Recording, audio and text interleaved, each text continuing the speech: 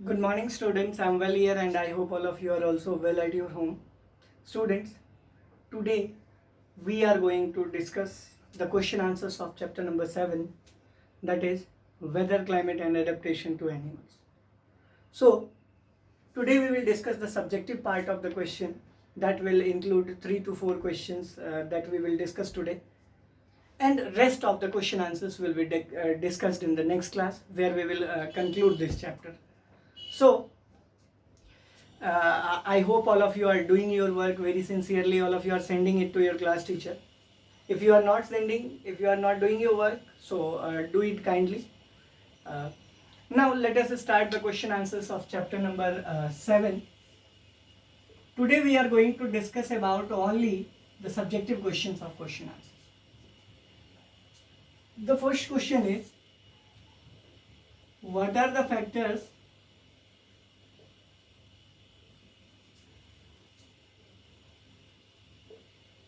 on which weather of a place depends?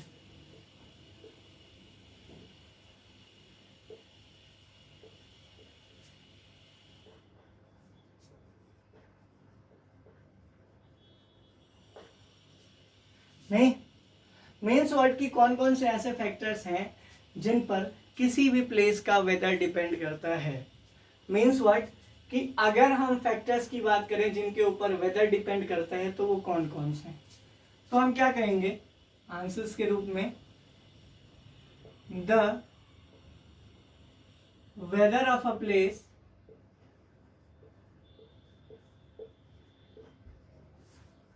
Depends on the following factors.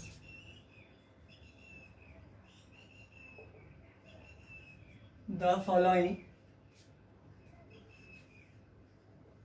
factors means what कि weather of जो किसी भी जगह का जो वेदर है वो इन चीजों के ऊपर डिपेंड करता है. पहला, टेम्परेचर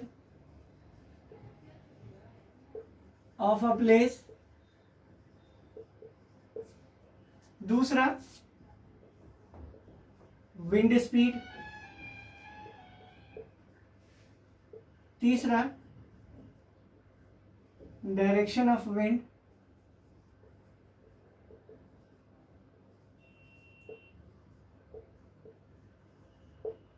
ठीक है. चौथा,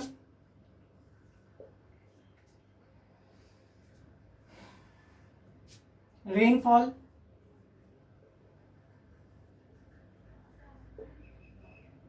ठीक है. ये कुछ ऐसे फैक्टर्स हैं बेटा जिनके ऊपर किसी भी जगह का वेदर डिपेंड करता है. Means what and etcetera and etc.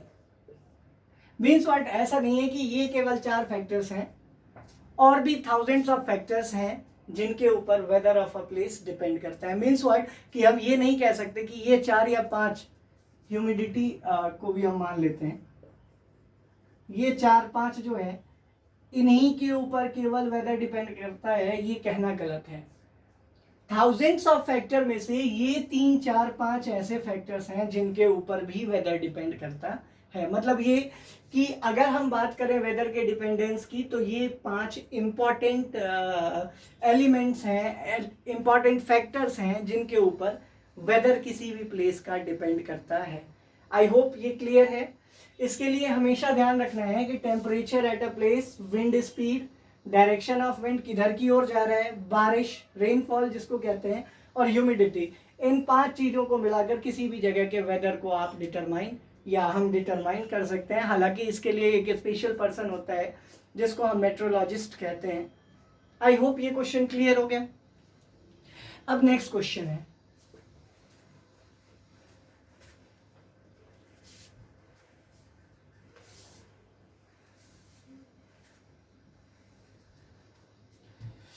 Tell the या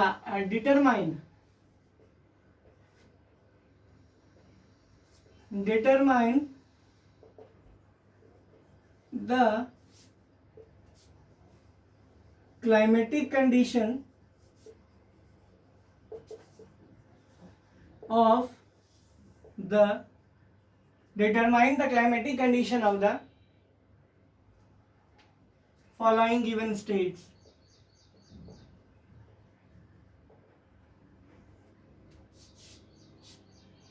फॉलोइंग स्टेट्स या गिवन स्टेट्स, बात एक ही है,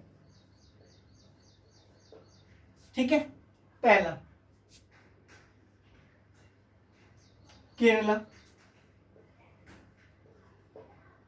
दूसरा महाराष्ट्र,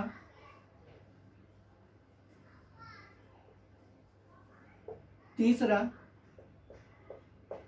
जम्मू एंड कश्मीर,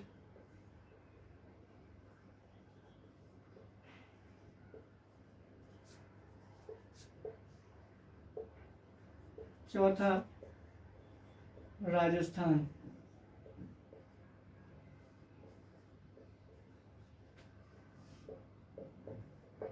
तो इसके बारे में मैंने आपसे बताया था बेटा कि डिटरमाइन कैसे करते हैं, पहचानते कैसे हैं किसी भी जगह के क्लाइमेटिक कंडीशन।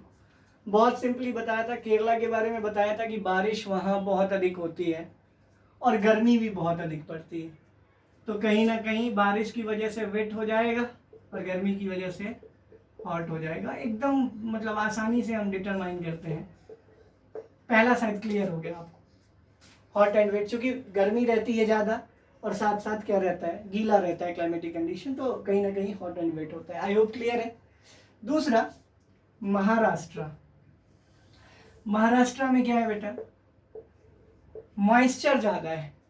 तो मॉइस्चर ज़्यादा को हम क्या कहते हैं, ह्यूमिड, ठीक है, और गर्मी तो रहती ही है, तो hot and. I hope clear है, कोई डाउट नहीं है।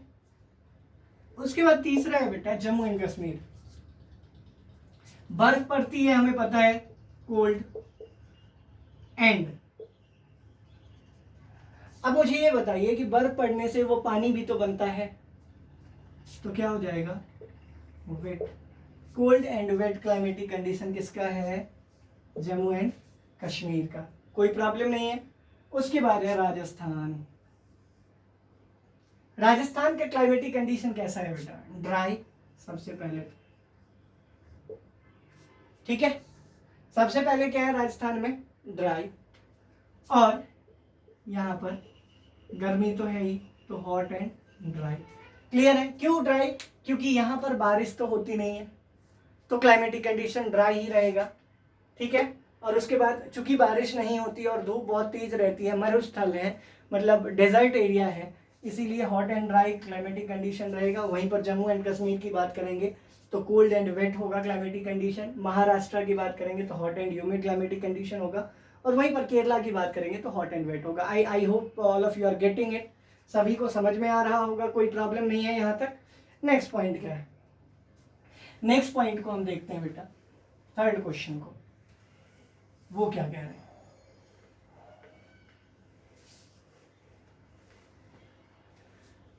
क्वेश्चन नंबर थर्ड जो अब हम डिस्कस करने वाले हैं वो बहुत इंपॉर्टेंट है अपने आप में।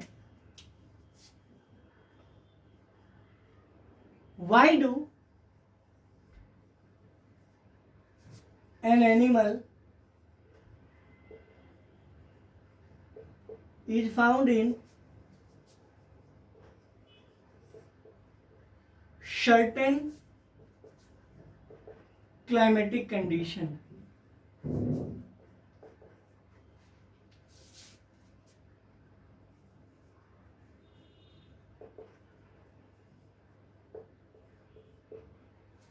Why do an animal is found in certain climatic condition only? इस क्वेश्चन का क्या मतलब है, यहाँ क्वेश्चन मार्क, सॉरी। इस क्वेश्चन का मतलब क्या है, इस क्वेश्चन का मतलब ये है कि कोई भी जो एनिमल है वो केवल उसी पर्टिकुलर एरिया में क्यों पाया जाता है। जैसे मैं आपको एग्जांपल के साथ समझाऊं तो आपको समझ में आ जाएगा। जैसे हम अगर बात करते हैं, मान लीजिए पोलर बियर्स की, तो वो कभी राजस्थान में मिलेंगे क्या, नहीं मिलेंगे। क्यों, क्योंकि राजस्थान में हॉट क्लाइमेटिक कंडीशन है लेकिन उनको कोल्ड चाहिए। नहीं, अगर कैमल की बात करें तो वो जाकर, या हम अपनी बात कर लें, मान लो हम जाकर अंटार्कटिका में सर्वाइव कर सकते हैं क्या, नहीं कर सकते। क्यों नहीं कर सकते?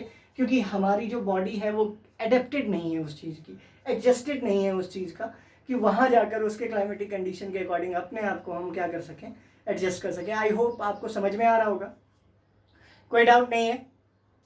अब यहाँ पर क्या कहते हैं, देखो यहाँ पर ध्यान से,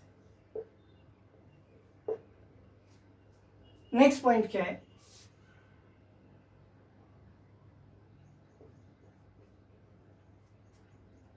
तो हम कहेंगे क्या कि कोई भी एनिमल या कोई भी ऑर्गेनिज्म, सर्टेन काइंड का ऑर्गेनिज्म एक ही क्लाइमेटिक कंडीशन में इसलिए पाया जाता है क्योंकि जो उसकी स्ट्रक्चर है, जो उसके बॉडी का स्ट्रक्चर है, वो एडेप्टेड है किसी पार्टिकुलर क्लाइमेटिक कंडीशन के। Means what, the body of an organism is adapted to a particular climatic condition, so we say that the animals are only found in certain climatic condition. Means what, कि whenever we talk about a certain type of animal, किसी particular type of animal की अगर हम बात करेंगे तो हम ये कहेंगे कि they are adapted to that particular climatic condition. Means what, they are adjusted, उन्होंने अपने आप को एडजस्ट कर रखा है। As a result they just are found in certain type of climatic condition only. They cannot be found elsewhere because they are unable to adapt themselves in that particular climatic condition. I hope all of you have got it. हम क्या कहेंगे कि कोई भी certain kind का animal किसी particular reason में इसलिए पाया जाता है क्योंकि उसकी बॉडी स्ट्रक्चर जो है वो उसको वहाँ का जो क्लाइमेटिक कंडीशन है उसको एडेप्ट करने की अनुमति देता है। किंतु अगर हम उसको दूसरे जगह पर लेकर चले जाएंगे तो उसके बॉडी का जो उसके बॉडी का जो स्ट्रक्चर है या उसकी जो बनावट है वो कहीं ना कहीं उसको वहाँ के क्लाइमेटिक कंडीशन के अकॉर्डिंग एडजस्ट या एडेप्ट करने में प्रॉब्लम होगी। इसीलिए हम कहते हैं कि कोई भी सर्टेन काइंड ऑफ एनिमल जो है वो किसी पर्टिकुलर क्लाइमेटिक कंडीशन में ही एडजस्ट करता है। हम क्या कहेंगे इसके आंसर के रूप में, the animals are found in certain climatic condition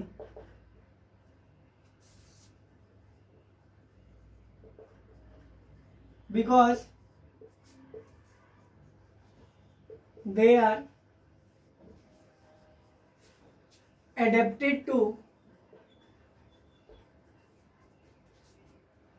a particular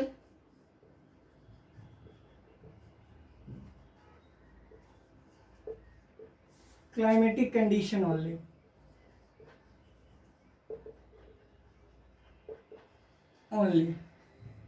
Particular climatic condition only. As a result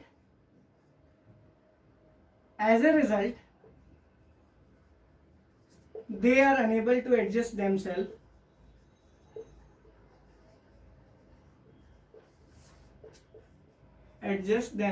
in other climatic conditions.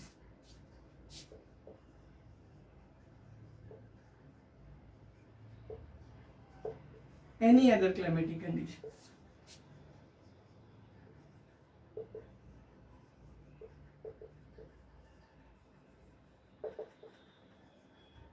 I hope clear है। नेक्स्ट क्वेश्चन है question number 4। How are elephants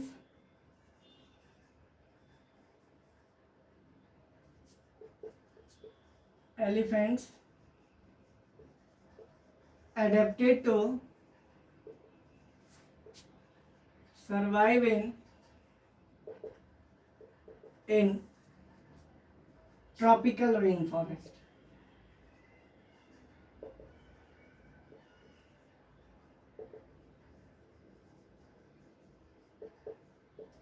question क्या है, how are elephants adapted to survive in tropical rain forest. कोई भी जो animal है वो अपने आप को किस तरह से एडजस्ट करता है, किसमें, ट्रॉपिकल रेन फॉरेस्ट में। बहुत आसान क्वेश्चन है।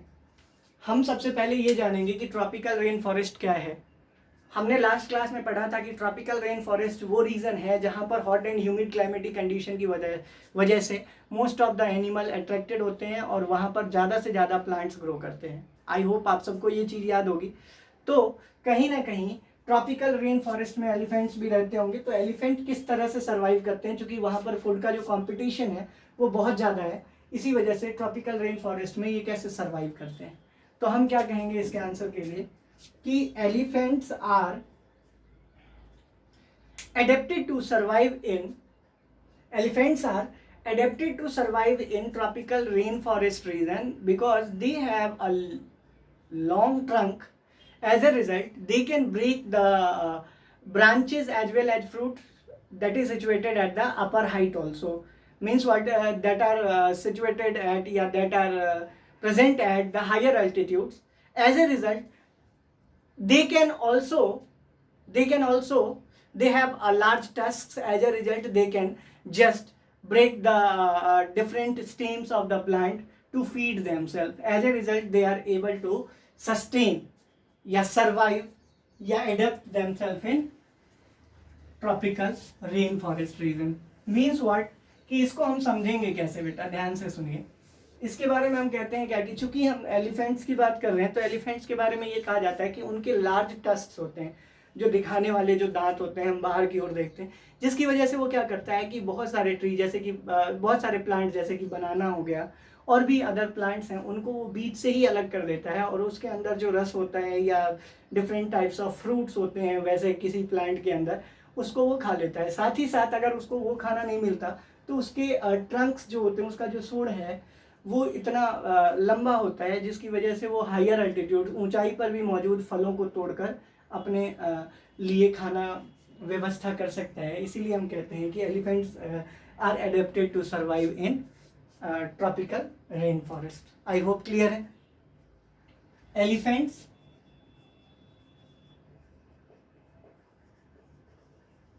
Are adapted to survive in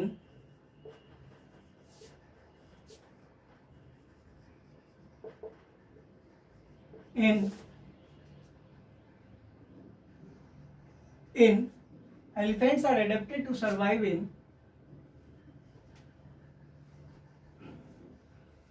tropical rain forest, कभी कभी ग्रासलैंड रीजन भी हम कहते हैं। ट्रॉपिकल रेन फॉरेस्ट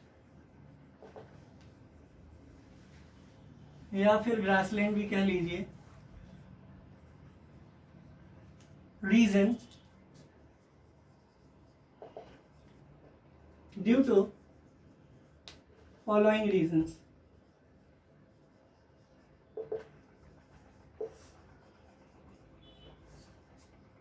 पहला, they have strong tusks.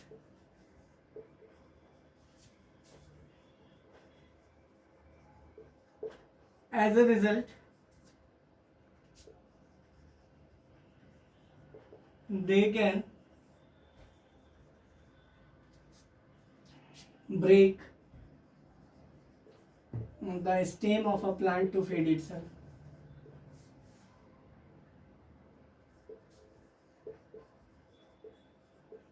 Plant to feed themselves. Sorry, themselves.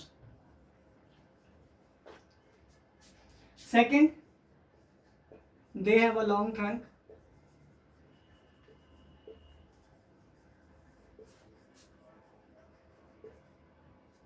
ठीक है, they have a long trunk which helps them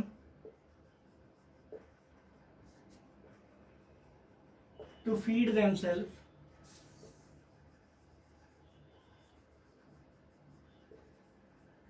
by breaking the fruits या breaking या plugging the fruits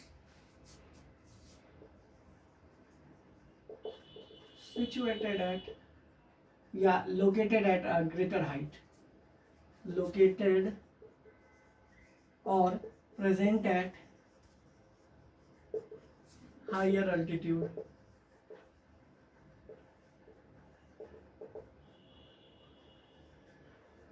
I hope यहां तक clear है, कोई problem नहीं है, कोई प्रॉब्लम नहीं है।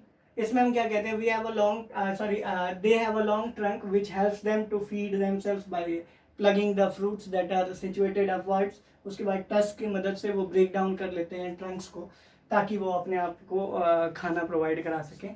तो आई होप ये वाला जो पॉइंट था ये आपको क्लियर हो गया, यहाँ तक कोई प्रॉब्लम नहीं है। नेक्स्ट क्लास में जब हम मिलेंगे तो हम इस चैप्टर को कंप्लीट कर लेंगे।